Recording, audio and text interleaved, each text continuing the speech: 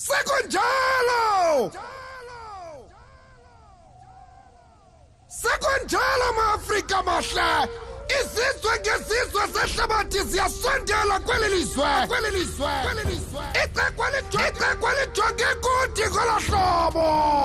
Makube njalo ke sikhumbule isithethe sethu khona ukuze silungise apho sinamanqele khona. Sithi sibhiyozela ubuntu bethu khona ukuze siphefumlelane ngendebe endala ethi umntu ngumntu ngabantu. Sijongene nesona sihika samnyadala nase sikudula njengabantu abanesisa nobunganga. Phambili!